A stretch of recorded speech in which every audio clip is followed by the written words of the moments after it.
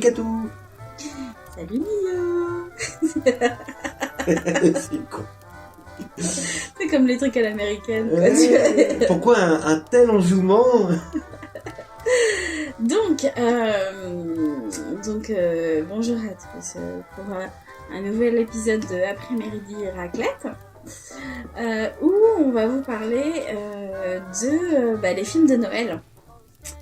Donc, parce que c'est la période, parce qu'il fait bon vivre, parce que c'est Noël. Et parce qu'il y a des films qu'on a envie de se revoir justement à cette période-là.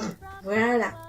Donc, Mio va nous évoquer Klaus. Voilà, Klaus de Sergio Pablos. Gremlins 1. Voilà, de Joe Dante. Les films de Miyazaki. De Miyazaki, du coup. Oui, des films de Miyazaki sans distinction. Et mais avant tout, Et toi, Katou? Je vais vous dire 2-3 petits mots sur les films de Noël. Alors de mon côté, en fait, j'ai vu que ça s'affolait pas mal en fait cette année sur TikTok. Sur les films de Noël, il y a plein de vidéos où chacun y va de son petit mot sur le sujet.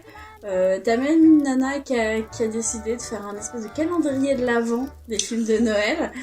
Hashtag film de Noël. Voilà, mais alors elle le fait de manière un peu condescendante, un peu comme font certains où ils te parlent tout le temps de mauvais films, mais tu sens pas qu'ils ont de l'amour pour ça, mais tu sens qu'ils aiment juste dire du mal du film en fait. Oui, ou alors juste pour surfer sur la vague, voilà, le trend quoi. C'est ça. Donc voilà, après TikTok ça se découvre sur les films de Noël. Et pour ma part en fait, même si petite, pour moi les vacances de Noël ça voulait dire mater tous les Sissi sur TF1. Ou la caverne de la Rose d'Or. C'est ce que j'allais le dire en fait, merci de me dire la suite de mon texte. On a tous vu les mêmes films. Je sais pas s'ils passent toujours d'ailleurs, les Sissi. Non, ils passent plus. D'accord. Bon. C'était une autre époque. Oui, c'est ça, on est vieux. Et de base, en fait, pendant longtemps, quand on pensait films de Noël, c'était surtout les films pour enfants, ou des films familiaux, type Maman j'ai raté l'avion, ou Le Grinch avec Jim Carrey, ou même La course aux jouets avec Schwarzenegger, ou toutes les sorties Disney pendant longtemps, puisque la période c'est une cible marketing idéale pour la firme, même si maintenant c'est un peu perdu, parce que finalement les productions Disney, c'est plus les mêmes pour la période. Oui, et puis on a tous remarqué que Disney est un peu en perte de vitesse depuis une dizaine d'années là en plus. Or chaque année, en fait, encore plus avec l'arrivée des plateformes de streaming, on s'aperçoit qu'en France, en fait, nous sont livrés toute une fournée de films et de téléfilms de Noël. Souvent, c'est des productions hyper calibrées qui se dispatchent les uns les autres en fait entre les différents canaux de diffusion, donc télé, cinéma, plateforme de streaming. Et alors on en avait conscience avant qu'il y avait quand même des fournées chaque année, puisqu'on se mangeait les téléfilms de Noël sur M6 ou TF1 tous les après-midi depuis les années 90 au moins. Mais voilà, on s'est rendu compte que l'iceberg était encore plus gros qu'on pensait. Avant, on avait le bingo à cocher, maintenant, c'est le super bingo. Parce que le marché de Noël, en fait, le marché du secteur de Noël, c'est hyper important pour l'industrie anglo-saxonne. Et comme on se mange grandement ce que mangent les anglo-saxons, donc eux, ils ont en plus les albums qui sortent spécial pour Noël, les épisodes de séries télé spécial Noël qu'on a tous bouffés depuis qu'on était petits, mais ils ont en plus les émissions de TV spécial Noël. Big up au mythique Christmas Special de Star Wars d'ailleurs, que ce cher George Lucas a voulu planquer longtemps et qu'au final tout le monde a fini par voir. Tu ne peux pas cacher la vérité, George. Voilà. Et du coup, en fait, toute l'année, l'industrie prépare le gros package à nous livrer pour les fêtes. Et en fait, dans ce lot, le produit plus consommable, pas cher et confortant, on a le fameux. Par un cas de force majeure, une jeune femme dynamique est obligée d'aller dans un trou perdu, qui peut être également son plaid d'enfance, où elle va faire connaissance, / renouer avec un mec au mauvais caractère, / ou juste avec qui elle s'entend pas, histoire de créer un petit peu de mouvement émotionnel dans l'histoire, mais avec qui elle va finir par faire sa vie, parce que l'amour, c'est trop bien. Et parce que c'est la magie de Noël. C'est en gros le scénario de Un château pour Noël, avec Brooke Shields et Carrie West par exemple. Et justement, dans ce genre de production, on trouve d'un côté des productions assez cheap avec des acteurs de séries télé plus ou moins connus, pour qui être en tête d'affiche, en fait, c'est un pas en avant dans leur carrière, puisqu'ils se démarquent un petit peu, souvent des chaînes qui se démarquent un petit peu, et souvent pour des chaînes TV genre Hallmark ou Lifetime. Alors chez nous, ça atterrit sur M6 ou TF1 le mercredi après-midi justement, ou même Netflix. Et de l'autre, comme ici, des anciennes gloires qui font ce qu'ils peuvent dans leur carrière en essayant ce genre de production. D'où tu peux retrouver Bushie, les Carrie et Elwes. Et c'est marrant parce que la façon dont tu m'as lu ce résumé de film, mais je me dis, putain, bien avant ChatGPT, il y avait déjà des gens qui avaient leur grosse boule de loto qui piochaient, puis donc ça va être une jeune trentenaire, elle retourne dans sa petite vie. C'est un cahier des charges.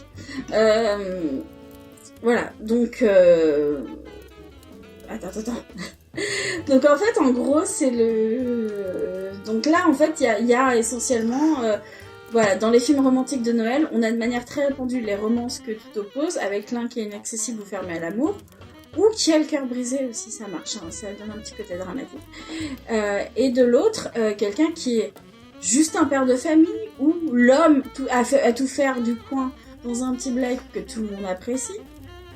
Coucou Freddie Prinze Jr. dans Christmas With You, sur Netflix par exemple. C'est un concept de scénario en fait qui est assez classique. Tu peux le retrouver toute l'année, ça, dans la partie de production un peu cheap. C'est vraiment un scénario et où finalement, t'as juste à rajouter juste un sapin pour le sortir en décembre, en fait. Imaginez Coup de foudre à Notting Hill avec un sapin, et ben ça donnerait un des segments de Love Actually. Voilà. Et Love Actually, qui comme Bridget Jones, c'est un film de Noël où finalement tout le monde va trouver l'amour, alors qu'à la base, on n'est pas grand-chose dans la vie. D'ailleurs, Love Actually, Notting Hill et Bridget Jones ont pour point commun Richard Curtis, tantôt scénariste ou réalisateur, qui est devenu un peu une espèce de référence en fait dans la comédie romantique anglaise, ou juste comédie anglaise à bon sentiment, hein, juste. Et Love Actually, qui devant autant de pognon gagné et d'amour répandu, a inspiré les Américains pour faire coup sur coup Valentine's Day en 2010 et Happy New Year's ou New Year's Eve en 2011. Tous deux réalisés par Gary Marshall. Gary Marshall qui a été réalisateur de Pretty Woman ou Princesse malgré elle. Donc quelque part c'était un peu le choix d'un réalisateur assez logique. Mais l'amour en fait c'est le 24 décembre, c'est pas un autre moment de l'année. Donc même si Valentine's Day s'en a un peu rapproché, ils ont pas fait mieux financièrement. Et surtout Love Actually a fini par perdurer dans l'esprit collectif. Et il y a d'ailleurs une petite ressortie en 4K cette année pour les 20 ans. Alors que, à mon avis, il faudra pas s'attendre à un truc pareil pour les deux autres. Et c'est vrai qu'en termes de romance, en fait, quand c'est mélangé à la magie de Noël, on y croit un peu plus que le 14 février où c'est juste ton conjoint ou ta conjointe qui t'emmène au resto quand t'as de la chance. Parce que Noël est propice à tous les miracles. Certes, mais un petit truc sur Love Actually, quand même un truc intéressant. J'ai vu justement qu'il avait donc ressorti pour deux dates, non, ou une seule date, je crois que c'était, donc si tu pouvais pas aller voir la date donnée, voilà, t'es baisé, mais pas par le... Et le truc, c'est qu'on oublie que Love Actually, c'est d'abord avant tout un casting. Oui. Il y a beaucoup d'interprètes, donc on passe de Bill Nighy à Rowan Atkinson, à notre ami de Liam Neeson, et moi je vois le casting, je fais ah oui quand même. Et c'est quand même très bien desservi quand même. C'est pour ça qu'en fait quand tu regardes Valentine's Day et New Year's Eve, ils sont foutus sur le même modèle. Tu as des segments d'histoire avec un casting de malade. C'est le film choral qui est pour les fêtes. Donc oui, donc Noël en fait c'est tous les miracles, d'où l'amour. Donc c'est beau. Voilà. Donc, qui dit miracle à Noël, on a aussi toutes les histoires avec des enfants en personnages principaux, où c'est le personnage principal qui découvre un truc magique à l'approche de Noël. Après, dans les classiques, on peut pas ne pas évoquer toutes les variations d'adaptation de l'histoire d'Ebenezer Scrooge dans Un chant de Noël de Charles Dickens, avec les fantômes du passé, du présent, du futur, censés insuffler une révélation sur la nature humaine au protagoniste.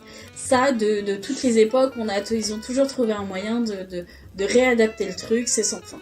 Je pense qu'on pourrait encore se le refaire de nos jours, on se dirait... En fait, on fait même plus attention au fait que ça reprend ce concept, et finalement on se dit, ok, c'est le truc habituel, qu'est-ce qui se passe d'autre en fait ? Et moi, je sais pas vous, mais moi, la première variation de cette histoire que j'ai vue, C'était celle de Picsou.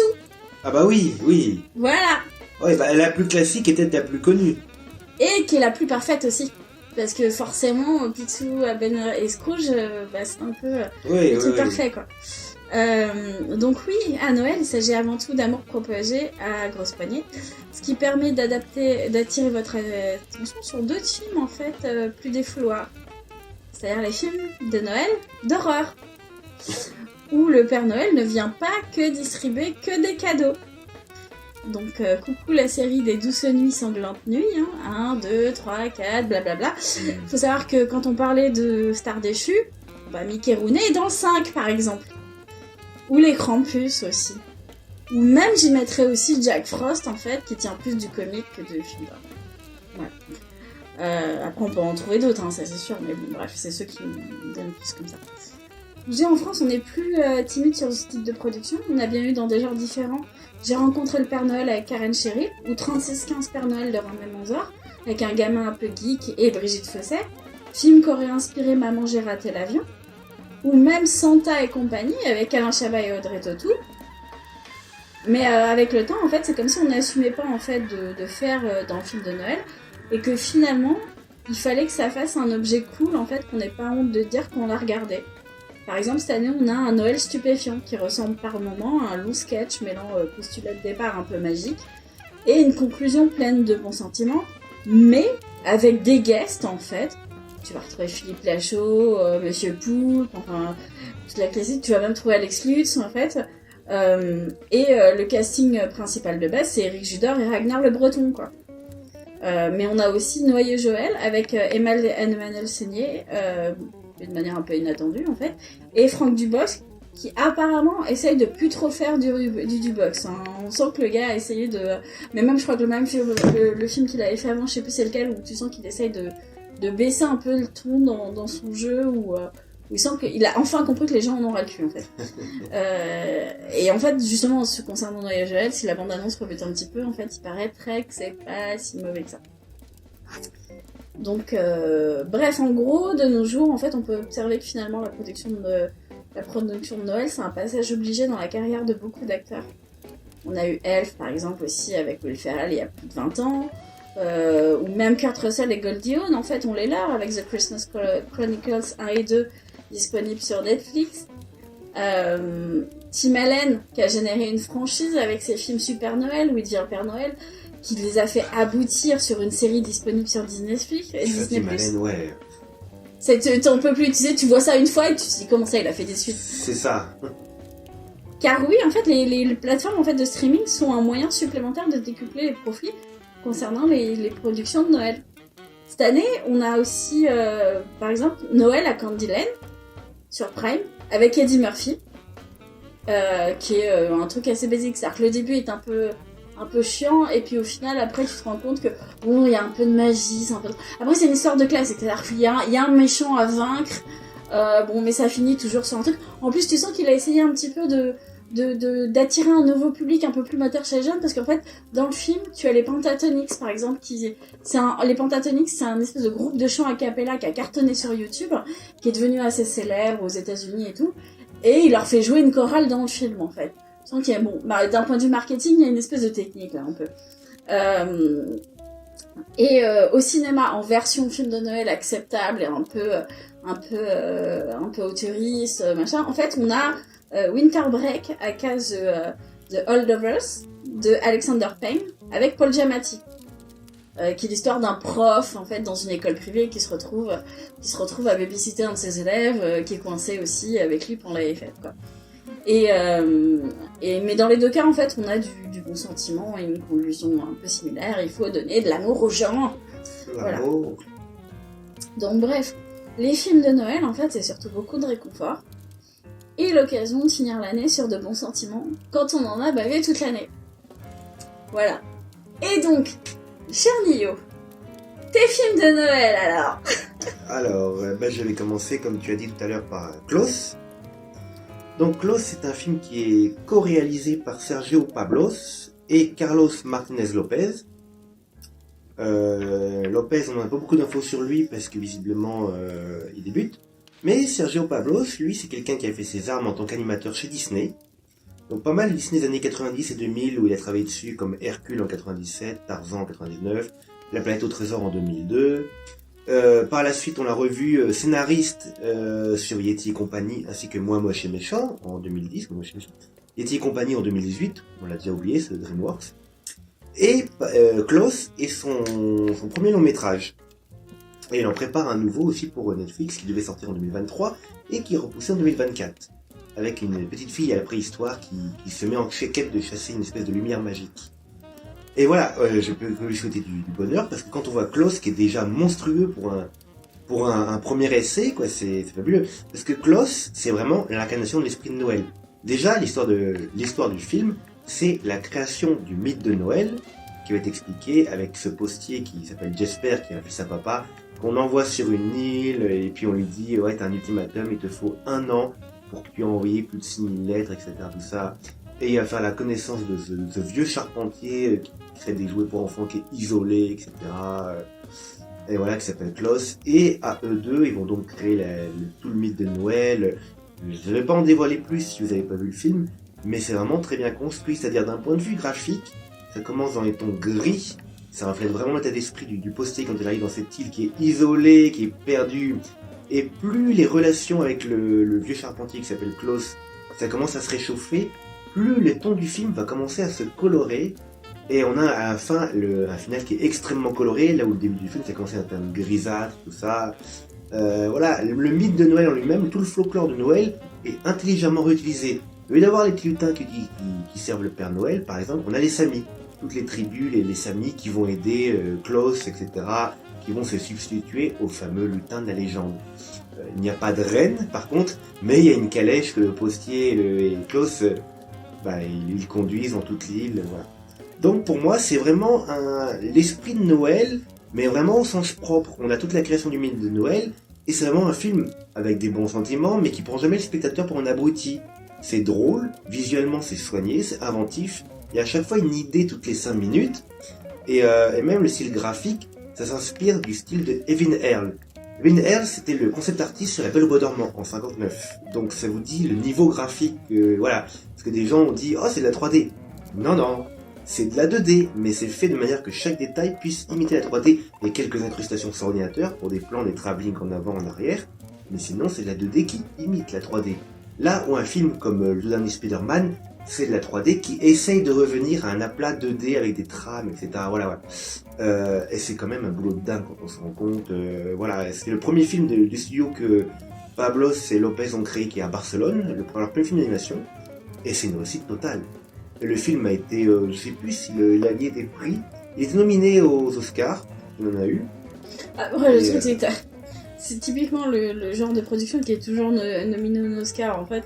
Et c'est un peu troublant parce que je crois qu'il a eu des prix. Le truc c'est que c'est un peu troublant, c'est que du coup tu finis par plus savoir en fait quand il a vraiment mérité sa nomination ou pas en fait. Donc voilà, Klaus, c'est un film de Noël, c'est un film sur Noël, c'est un film pour Noël. Bref, c'est vraiment le film de Noël. Ils ont eu une nomination aux Oscars 2020 de meilleur film d'animation.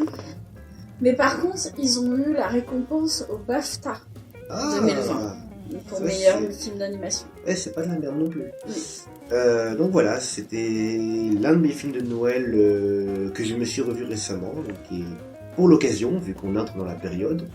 Et à nouveau, je ne suis pas déçu, c'est à nouveau une belle claque. Et du coup, donc mon deuxième film, c'est Gremlins, le premier des deux. J'allais dire le premier de tous, mais en fait non, pour l'instant, on n'a pas de nouveau Gremlins, c'est en train de patiner, et c'est peut-être pas plus mal. Donc le film de Zotante, qui date de 84, sur un scénario de Chris Columbus. Chris Columbus, qui est lui-même devenu réalisateur de films assez connus par la suite. On va pas revenir sur sa carrière, parce que je pense que on en connaît tous un peu un chacun, que ce soit Harry Potter ou même Manger des avions. Mais il nous a sorti récemment Les Chroniques de Noël 2, en 2020, avec Goldie Hawn et Kurt Russell, dont tu parlais, Katou, sur Netflix, ce qui, quelque part, me permet de boucler la boucle. Donc, mais revenons à Zolante. Donc, Gremlins, produit par Spielberg, c'est un film de Noël, en fait, qui se veut un film de Noël qui est en fait un anti-film de Noël. C'est-à-dire que, dans ce premier Gremlins, tout arrive au moment des fêtes, et tout va être gâché. Le moindre instant de fête de Noël, Joe Dante prend un malin plaisir à gâcher volontairement la fête de Noël, ou plutôt ridiculiser les bons sentiments qui arrivent par couche de guimauve de Noël. Alors ça va des gremlins qui se cachent dans le sapin pour attaquer la mère dans le film. D'ailleurs au passage, il est très surprenant de constater que le film reste encore très violent. C'est une violence physique, les gremlins qui attaquent la mère, elle est obligée de se défendre à coups de couteau, ou d'en foutre un dans le micro-ondes, etc. Le final du film qui se déroule dans un petit magasin, avec le chef des gremlins qui est lui-même assez barbare, j'en dis pas plus, mais une scène de tronçonneuse, on se demandait s'il a pas voulu faire son Toby Hooper. En vrai, je crois que c'est le premier film de Noël que j'ai dû voir. Hein. Ouais, voilà, mais tu as vu un bon film de Noël. Et même à un moment, c'est juste un moment, il en profite pour se moquer de Disney d'ailleurs, Disney avec les bons sentiments, vu que les Gremlins sont dans une salle de cinéma, il saccage totalement la projection de Blanche-Neige, etc. C'est un carnage total. Voilà, et puis il y a aussi ce moment incroyable où il y a Phoebe Cates, qui fait tout un monologue parce que pendant tout le film elle dit qu'elle supporte pas Noël, elle se sent toujours seule dans cette période, tout ça.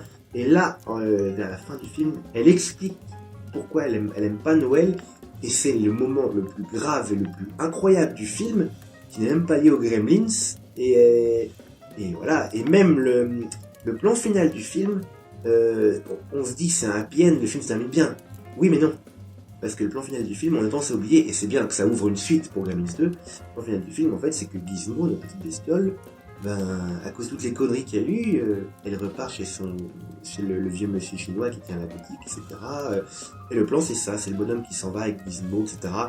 Dans la rue déserte, la rue enneigée, etc. On peut penser à Scrooge ou à plein de trucs, mais à ce plan, on dirait sorti d'un conte avec la rue enneigée, et le monsieur qui s'en va avec Gizmo, etc. avec la lune, et Billy qui vient de faire ses adieux à son ami, sans savoir que quelques années plus tard, il le retrouvera dans Gremlins 2. Magie des suites. Mais Gremlins, c'est un conte de Noël pour moi.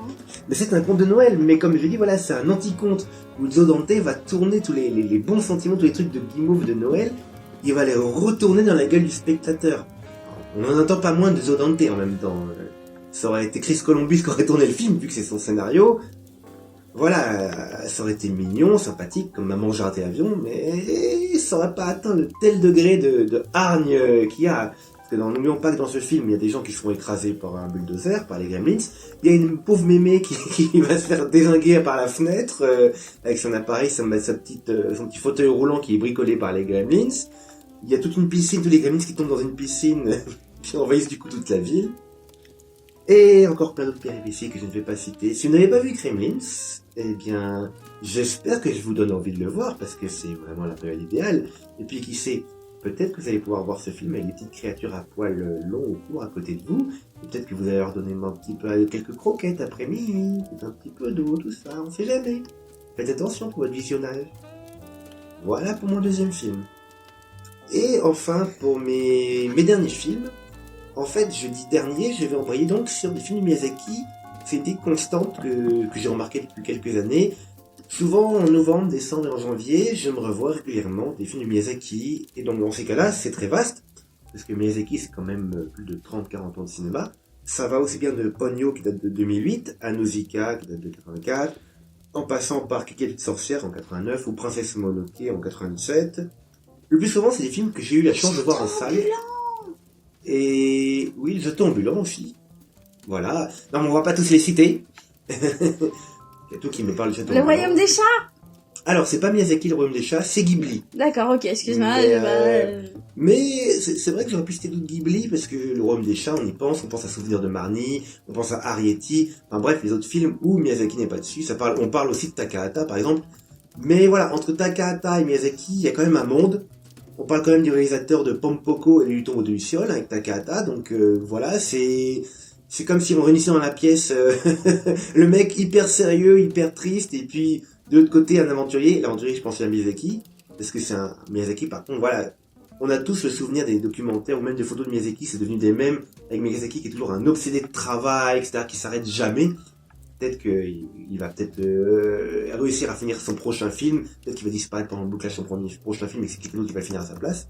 Mais ce serait bien quand même qu'il arrive à le finir avant de disparaître, parce qu'il est plus tout jeune, 82 ans si je me souviens bien.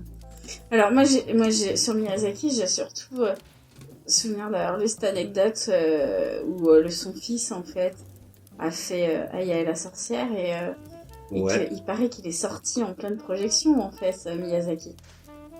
Oh, c'est horrible. Tu montres le film que t'as fait à ton père qui est une sommité dans le genre, en fait, qui se barre en plein dans le film, quoi. Oui, et c'est d'ailleurs intéressant quand tu vois le garçon et le héron, parce que le garçon et le héron, on sent, mais tout le monde l'a remarqué, c'est comme si Miyazaki se cherchait vraiment un successeur, et cette question de paternité, de transmission au garçon et le héron, qui pour la première fois apparaît dans toute son œuvre, alors que les autres films n'en parlaient pas du tout. Voilà, et ce qui est intéressant, c'est que tu sais Katou, que son fils à la base, il est jardinier, et on l'est allé voir, on est allé le chercher pour la colline Coquelicot, ou pour les contes de Terre-Mère, tout ça. Alors les contes de Terre-Mère, j'étais ressorti très mitigé du film. J'ai pas vu les colines de Coquelicot qui a parti de bons échos.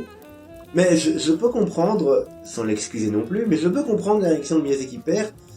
Voilà. Et il semble que le studio continue de se chercher un successeur, parce que Takahata Moi, je les la a quittés. comprends pas. C'est-à-dire qu'en fait, ça te fait jusqu'à la fin. Après, tu lui dis ce que t'en penses, mais tu te barres pas en plein. En fait, ça dénote aussi quelque chose de son caractère à lui. C'est-à-dire que Ah mais oui, il doit totalement. avoir et quelque chose de son caractère à lui qu'on retrouve aussi dans la manière, dans la fameuse anecdote qu'il a eue avec Harvey Weinstein, qui lui a coupé son fils et qui lui envoie un katana, en fait.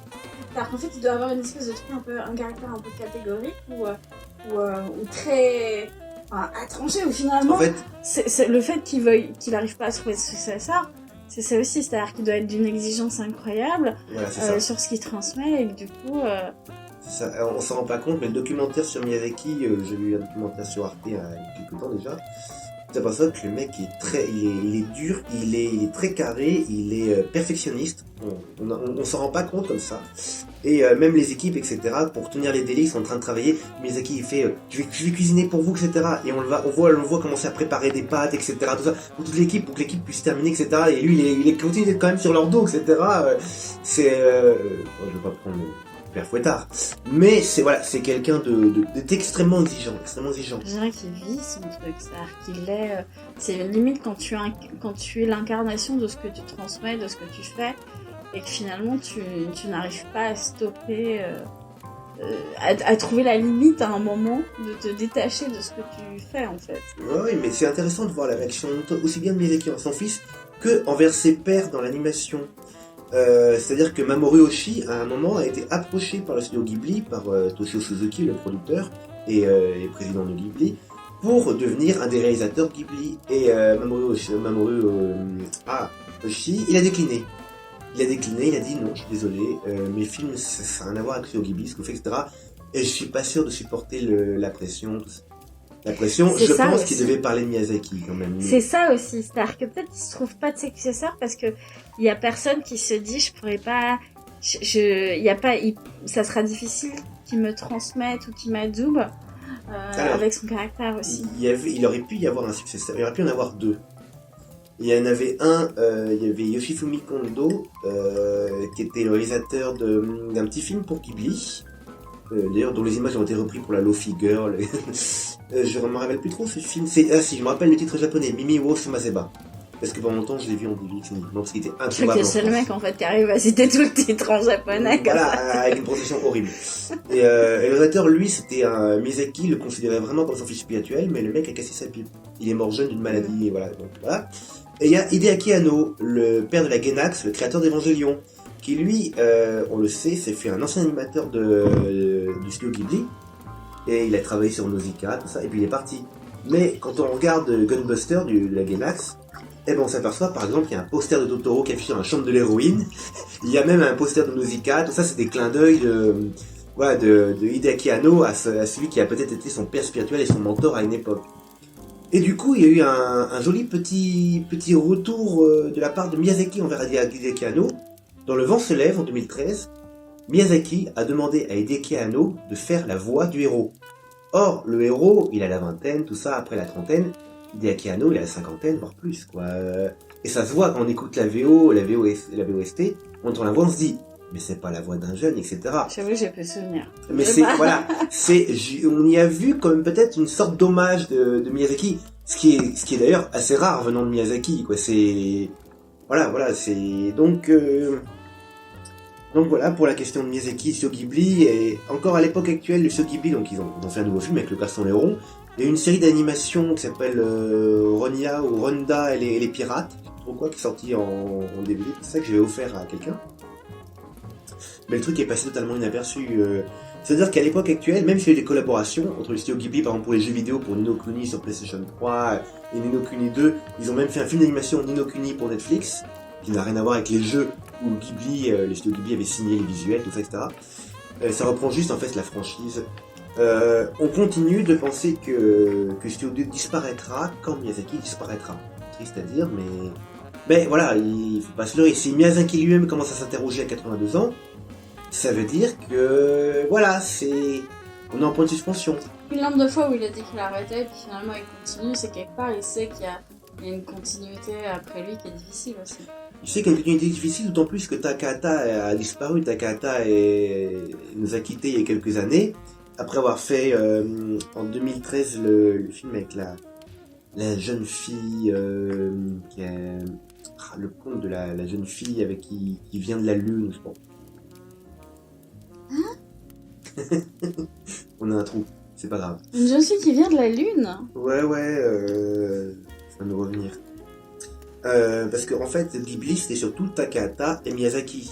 Donc, c'est vrai que, voilà, même s'il y a eu des petits films à l'intérieur du studio, comme justement Le Royaume des Chats, ou Arrietty, ou Souvenir de Marnie, ces films-là n'ont pas dégagé, n'ont pas soulevé non plus énormément les foules, tout ça, quoi. Parce qu'à l'époque, quand il y a eu Titanic, le seul film qui en face a tenu tête, c'est Le Voyage de Chihiro, qui a démonté complètement le record au Japon. Donc, voilà, le conte de la princesse Kaguya, tout à fait. Oui, parce qu'elle vient de la lune, mais ça, on le sait qu'à la fin du film. Voilà. D'accord. Comme petit détail, elle a été élevée par les humains et à la fin, il faut qu'elle reparte. J'ai fait l'impasse sur celui-là. Le film est magnifique. Mais voilà, c'est Takahata. Alors, Miyazaki a toujours une même patte graphique.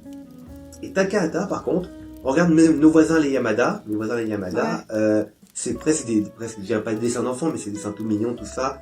Là, le conte de la princesse Kaguya, c'est pareil. C'est des dessins très épurés, presque à la pastel, voilà. Mais c'est Takahata qui a toujours voulu un petit peu changer, explorer. Tandis que, quand tu regardes Le Tombeau du Luciole, là, on est vraiment dans le style à la Ghibli, voilà. D'ailleurs, Le Tombeau du Luciole, c'est 89. Juste après, au moment, même période, en 89, on a Kiki, de Miyazaki. Le Tombeau du Luciole, moi j'ai quand même l'impression que c'est une production à part, quoi.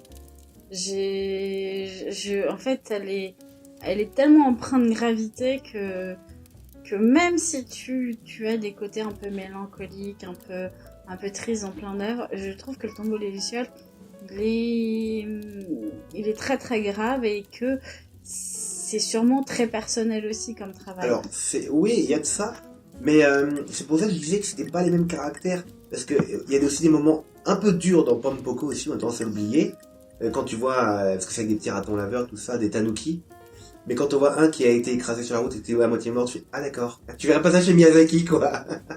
T'as ça, il y avait aussi il y a toujours eu des moments comme ça, et même, il y a un passage, là je pense à La Boum avec Sophie Marceau, mais parce que un film de Takahata qui s'appelle Souvenir goutte à goutte, où à un moment tout se passe bien, et puis dans le film, il y a le père qui fout une gifle à la fille.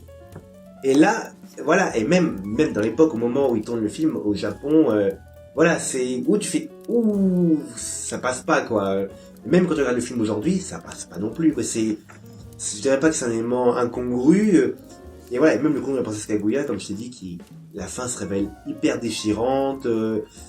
Voilà, il y a quand même, voilà, c'est pas les mêmes caractères entre Takahata et Miyazaki, donc oui, on a l'impression que c'est un peu à part. Je pense qu'il faut replacer ça dans la filmographie de Takahata. Et globalement, c'est vrai que c'est un peu comme si t'avais DreamWorks avec d'un côté Spielberg et puis de l'autre côté Bergman. Ça te montre un peu le fossé, quoi. Voilà, je caricature un peu, mais en fait, quand les gens ils nous disent « Oh, les films du studio Ghibli, c'est fabuleux !» Tout ce que ça me donne envie, c'est de voir une adaptation en dessin animé 3D d'un film de Bergman. Hein. Ah, mais t'inquiète pas, on va pouvoir le faire. On va peut-être le faire. Non, mais tu vois, les gens à chaque fois ils disent « Oh, j'ai vu un Ghibli !» Non, mais 90% du temps, en fait, ils parlent d'un film de Miyazaki. Il faut pas se leurrer. Voilà, parce que « Oh, j'ai vu un Ghibli, c'était vachement bien. » C'est quoi ? « Autour de le viol !» Ah, d'accord. Ouais. En général, non, on va pas vous dire ça. On va dire « Ah, j'ai vu un film avec un cochon qui vole, etc. Comment ça s'appelle ? Porco Rosso. Oh, c'est vachement bien, la VF avec Jean Reno. Mais oui !» C'était la grande époque des films avec les VF fabuleuses qui passaient sur Canal+, tout ça. Donc voilà, les Miyazaki pour les périodes de Noël, c'est voilà, il y en a qui se revoient ça comme les Disney. D'ailleurs, il y en a plein qui se revoient des Disney en cette période, voilà, chacun son camp. Moi, j'ai été plus élevé avec l'animation japonaise et Miyazaki d'autres choses que Disney. Et c'est vrai que Disney, je me suis mis, je dirais pas tardivement, mais voilà, je redécouvre Disney de nos jours, etc. Il y a des Disney que j'ai jamais vus. Il y en a que je revois après tout le monde. La Princesse et la Grenouille, pas encore vu, bon, c'est un Disney récent. Mais moi, c'est pas Disney, par contre, c'est vrai que chaque année, t'avais tous les dessins animés qui repassaient, notamment les Astérix et les Tex Avery. Le soir, les Tex Avery. Sur France 3 à minuit. Exactement. Au moment des fêtes, qu'est-ce qu'on a regardé en famille. Ma mère, elle me les enregistrait pour que je me les repasse après, parce que ça passait à minuit et des patates. Hein. Eh ben, je suis désolé, mais il fallait rester éveillé. Donc... Non, mais c'est vrai, les Tex Avery, je les regardais. Voilà. Mais on reste dans cette période des années 90 où t'avais les Charlie Chaplin, t'avais les Tex Avery, t'avais tout ça. Pendant ce temps, il y avait Patrick Sébastien qui faisait le con sur France 2 ou TF1. Oui, ça faisait ça toute l'année. Donc... Voilà. Et t'avais le plus grand cabaret de Paris avec des vues de Bilido pour pouvoir bien se rasser l'œil le soir du 31. Je sais plus trop quoi j'avais aussi. Et puis, oui, voilà, Tex Avery, tout ça. Non, par contre, c'est vrai que... Les Contes de la Crypte aussi, qui rediffusaient des épisodes spéciaux aussi. Ouais, mais t'as toujours eu des séries qui avec leur épisode ciseaux. Mais c'est vrai que du coup, comme je disais tout à l'heure, en fait, c'est vrai qu'on a toujours bouffé du téléfilm. Les après-midi pendant les vacances. Mais là, en fait, tu ouvres un Netflix, tu ouvres un Prime, tu as... Ils ont pris le schéma. Tu as toutes les prods, en fait... dernières qui nous arrivent, des Lifetime, Hallmark et d'autres chaînes américaines avec tous les mecs qui jouent dans des séries télé et qui se trouvent... c'est pas pour autant, enfin je sais pas, tu regardes, t'as toujours une prod où tu dis tiens la meuf, ah bah c'est elle joue dans telle série cette meuf là, où t'as Vanessa Hudgens en fait, pour tous ceux qui ont aimé High School Musical. Vanessa Hudgens elle fait rien, c'est-à-dire qu'elle a fait tu sais le film d'Harmony Korine, Spring Breakers, mais qu'aurait pu lui ouvrir en fait finalement une porte vers d'autres films si vraiment elle a vraiment poussé le truc. Mais en fait, maintenant, tu la vois, elle fait plein de suites sur l'histoire d'une princesse pour chaque téléfilm de Noël, en fait. Mais écoute, si elle aime les princesses... Je crois que c'est un créneau commercial, quoi. Ah bah complètement.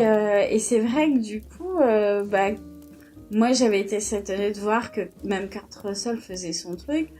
En plus, il faisait à Goldie Moon, donc ça fait vraiment... On fait ça en famille, en plus, tu vois.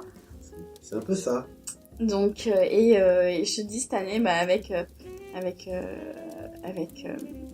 Eddie Murphy pour on a la candidate. Eddie Murphy, tu sais pas trop en fait à quel moment de sa carrière il est star. En fait, il a des carrières où un coup tu le sens ça va un peu moins bien, un coup il revient et puis c'est au moment où t'as l'impression qu'il revient où il recommence à faire des trucs un peu plus comme avant en fait où tu te dis mais ça va bien ou ça va pas non, parce qu'il y a eu un Prince à New York 2 qui a été fait aussi pour la période de Noël à peu près. Mais du coup, moi j'ai envie de me revoir le premier du coup, avec tout ça quoi. Mais tu vois, c'était un peu... c'est un peu bizarre. Puis je te dis même le truc où finalement en fait, je vais voir Winter Breaks et puis je me dis bon ok. Puis à la fin je me dis putain mais en fait c'est un film de Noël son truc en fait.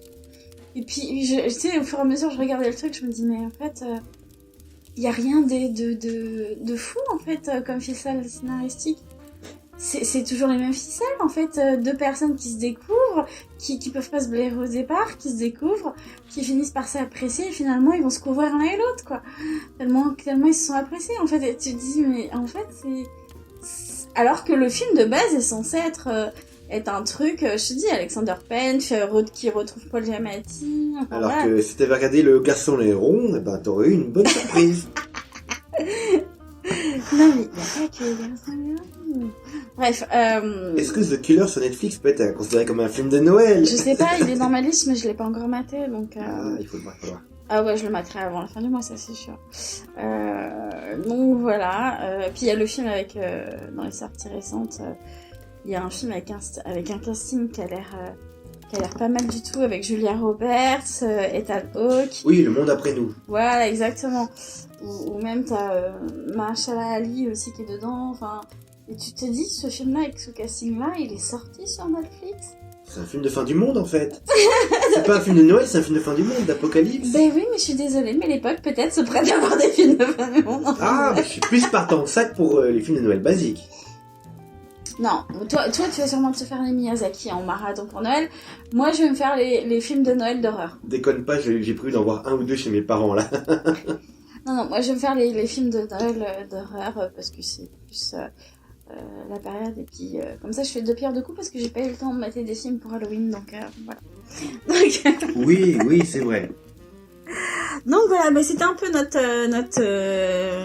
notre petit hommage sur les films de Noël cette année, sachant que le marché se développe de plus en plus et qu'il va falloir faire avec en fait. Ça fait 20 ans que le marché des films de Noël existe quoi. Ouais, plus.